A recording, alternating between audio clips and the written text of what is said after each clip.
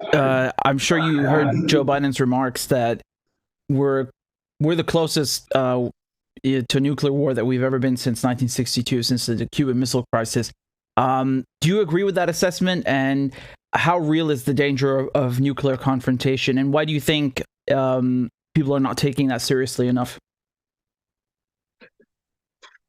The Cuban Missile Crisis. Let's put things in perspective. First of all, I think Russia in 1962 had four intercontinental ballistic missiles that had to be refueled, put up in Plesetsk, and I think one other place they could have launched them from. Um, with a single warhead, these missiles may or may not have worked. Um, um, and who knows where they would have landed. But just big warheads, so it would have gone boom somewhere. They also had a number of tactical nuclear weapons, including some they deployed into Cuba that could have been put on these SS-4, SS-5 missiles, and they could have taken out a handful of cities in the American southeast, south, and southeast. Their submarines had nuclear torpedoes that could have done damage to ships. But the bottom line is, if there was a nuclear conflict, um, the world would not have ended. It would have been a very, very bad time for a lot of Americans and a lot of Russians, a lot of Soviets. But the world wouldn't have ended because we didn't have sufficient quantities of weapons that would have brought about the global ending nuclear winter or radioactive clouds, etc. Today we have thousands, tens of thousands of not tens of but thousands of nuclear weapons.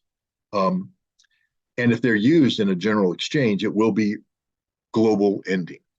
So the consequences of nuclear conflict are far greater today because more damage can be done. But the other thing is, back in during the Cuban Missile Crisis, I don't think there was the absolute prohibition against the use of nuclear weapons, meaning that back then people thought that you could fight and win a nuclear war. We didn't have the mutually assured destruction aspect of it yet. So there were Russian naval commanders who were very close to using nuclear torpedoes against U.S. ships when we were dropping depth charges on them. I don't think Americans understand how close the Russians came to using a nuclear weapon. The Russians had a very not lax attitude, but a more liberal approach towards release of nuclear weapons in theater and a tactical nature. So if the U.S. had done an attack on Cuba, Russia would have responded with nuclear weapons, both in terms of hitting U.S. forces that are in the Cuba area and maybe even attacking bases in Florida and elsewhere. So that's a big deal because the U.S. was close to bombing Cuba, and there would have been a nuclear response, and then we would have responded nuclear, and it would have been a bad thing. Today, all major nuclear powers understand that nuclear war can't be won. At least we claim to understand that, and therefore should never be fought. We signed a statement earlier in the year saying exactly that with the five named nuclear powers. There's a lot of rhetoric going around, a lot of irresponsible talk. A lot of it is derived from Western perceptions of what Vladimir Putin said when he ordered the initiation of the special military operation, that if NATO intervenes in Ukraine, that Russia will use all the means at its disposal to respond. And everyone went, nukes. Russia's threatening nukes. Maybe, but Russian nuclear doctrine doesn't allow the use of nuclear weapons because NATO intervened in Ukraine. Mm-hmm. Russian nuclear doctrine only allows the use of nuclear weapons under two conditions: one, if Russia is attacked by nuclear weapons, and two, if conventional military power threatens the very survival of Russia. And that sort of means driving on Moscow, driving on St. Petersburg, decapitation strikes against the leadership. And that doesn't happen when NATO intervenes in Ukraine. So what was Russia talking about? Hypersonics, capabilities that the United States and the West don't have. The Kinzhal missile, I keep mispronouncing that, so any Russian speakers out there, forgive me. But it's a hypersonic missile. Russia has used it, and it's proven its point that there's nothing in the NATO arsenal that can stop it. But Russia has other hypersonics, some that have been declared, some I believe that haven't been declared. And these warheads can be used to take out NATO targets throughout the width and breadth of Europe.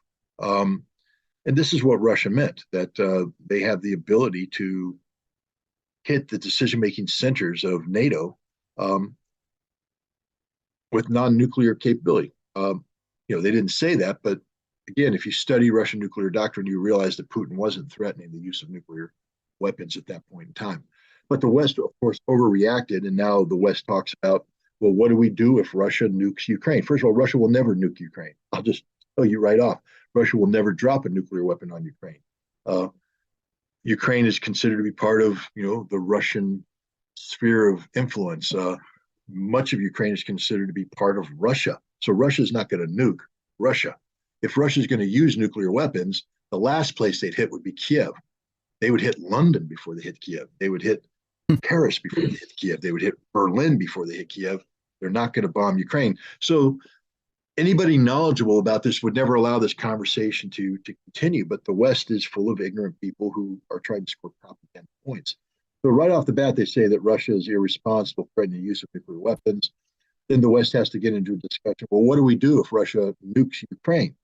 And then it is, well, we're not going to use nuclear weapons against Russia, but we will use conventional weapons in a devastating manner to destroy the Russian military, to destroy potentially even Putin himself. One of the options discussed, according to Newsweek, was a decapitation strike on the Kremlin, which is stupid because that triggers the dead hand, which releases Russian nuclear arms. But my point is, there's a lot of talk, and it makes it sound like the situation today is very dangerous. And indeed, it is dangerous because we have two nuclear powers where they're talking about the potential of nuclear conflict. But when you parse it down, the reality is neither Russia nor the United States want a nuclear conflict. And they are working to deconflict that aspect of it.